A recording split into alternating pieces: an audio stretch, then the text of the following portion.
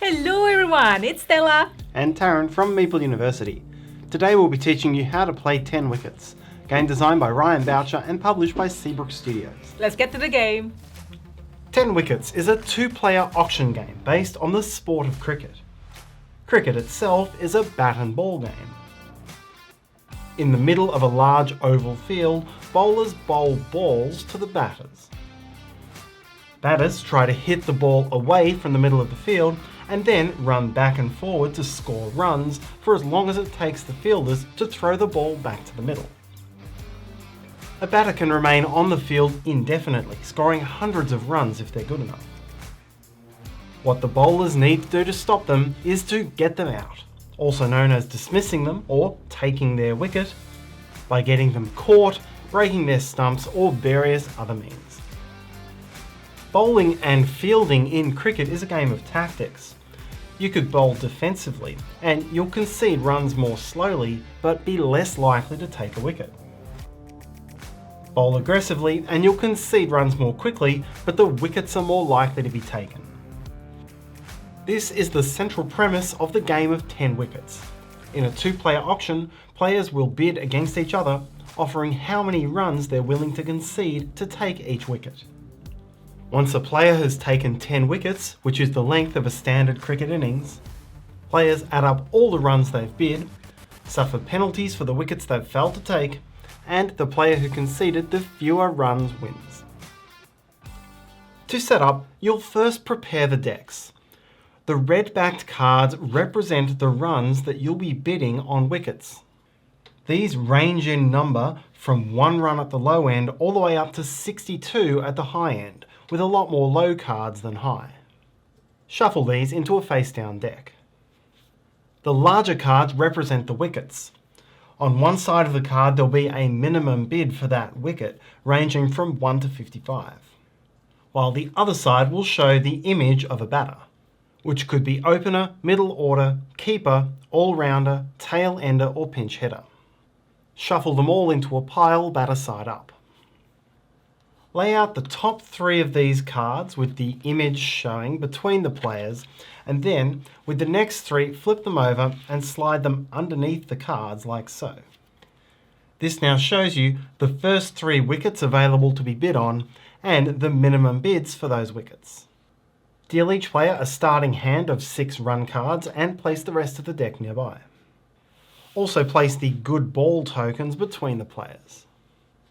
Give each player a score sheet, choose a first player, and you're now ready to play. 10 Wickets is played in turns, starting from the first player and going back and forward between the players until one player triggers the end of the game by taking 10 wickets.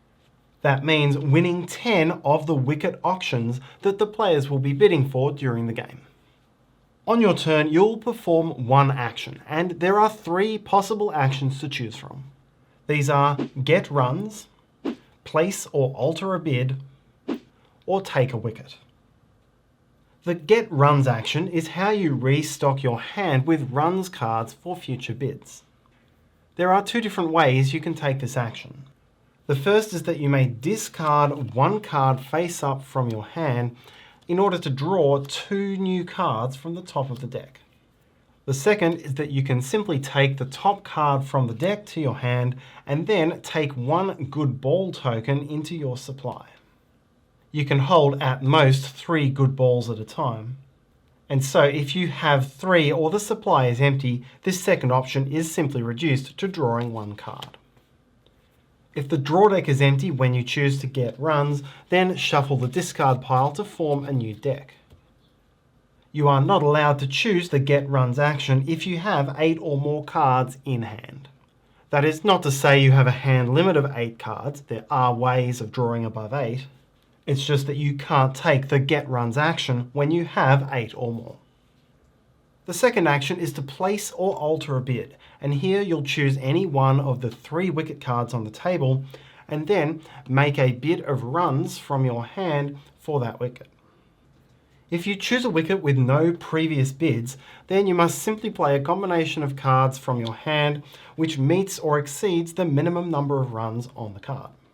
For example, this single card bid of 37 or this double card bid of 35 would both be legal. Additionally, when you place the first bid on a wicket, if you have any good ball tokens in your supply, you have the option to play any or all of them onto that wicket to reduce its minimum runs by 10. For example, here playing 1 good ball and a 27, or even 3 good balls and making a bid of only 5. These can reduce the minimum bid to as low as 1, and the new minimum bid applies equally to both players. If you choose to bid on a wicket where the other player has already bid but you have not, then your new bid must meet or exceed the other player's existing bid. For example, this bid of 29 or this 5-card bid of 22 would both be legal. If you choose a wicket where you've previously placed a bid, then you'll be altering that bid. And to do this, you can pick up all of the cards from your previous bid back into your hand and then place a new bid which meets the previous rules. That is, it must meet or exceed both the minimum bid for that wicket and the other player's bid. The exception is if you were leading the bid before your action. In this case, your altered bid must remain strictly higher than your opponent's and not be reduced to equal. You're not allowed to add a good ball token when altering a bid. Do note, when you alter the bid, the result may be higher than, lower than, or equal to your previous bid, as long as the end result follows the rules compared with the other bids present. Your third option is to take a wicket. You may take this action if you have the leading bid on one of the 3 wickets on the table. You must take this action if you are leading on 2 of the wickets. Let's suppose here the bottom player is taking the wicket of this opener. Return any good ball tokens on that card to the supply. Give the wicket card to the player who took that wicket. Give the winning bid cards to the other player. The player who received those cards now makes 2 marks on their own scorecard. Firstly, they write the number of runs bid into the next box on this top part of the card. These are runs which the opposing player bid, and therefore runs that this player has scored. These are now flipped into a face-down scoring pile and will not be returned to the main deck. Next, take note of which type of wicket was taken, and then cross off the top remaining box in that column of your score sheet. The losing bid is now discarded. The minimum bid card is flipped face up and becomes the new wicket, and the top card from the wicket deck slides underneath and becomes the new minimum bid. Play now proceeds to the next player. This is how the wickets work if you take the perfect combination of 10 wickets, which is 2 openers, 4 middle order, 1 keeper, and 3 all-rounders. And in fact, this represents the maximum number of that type of wicket that you can choose to take. This is also indicated by the dots on the card. For example, there are 2 dots on the openers, and once you'd taken 2 openers' wickets, you could not choose to take a third one. However, there are 2 special types of wickets which mix up the game, the pinch hitter and the tail ender.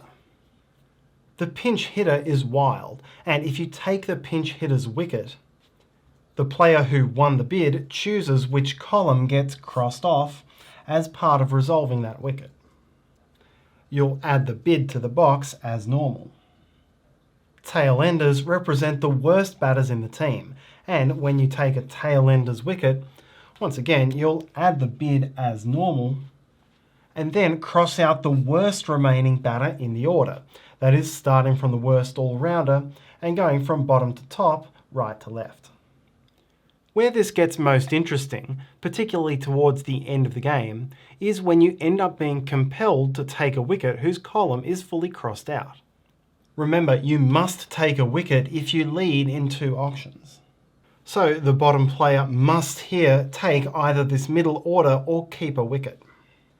With no space left in either of those columns, the player simply takes the wicket card and then adds this bid of runs, in this case 25, to the previous bid without crossing out any of these spaces. This situation can arise only if you are forced to take one of these wickets because there is no other option. You may never win it voluntarily, which you might want to do to deprive your opponent of that type of wicket card. But you are allowed to bid on such a card, either to prevent your opponent from taking the wicket cheaply, or to try to contrive this specific situation. The game ends immediately once one player has taken 10 wickets. It also ends if there are so many cards in play that both the draw deck and discard piles are empty. If you have any incomplete bids left on the table, gather them up and add them to your hand. Now total your final scores.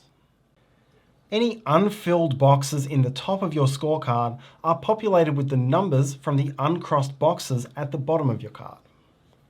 This all-rounder here would score 20 runs, and this uncrossed opener would score 40 runs plus the number of runs on one card drawn at random from the opposing player's hand, which includes all of the cards picked up from the incomplete bids. Remember, these cards run between 1 and 62. The number of runs from this bonus could be very high.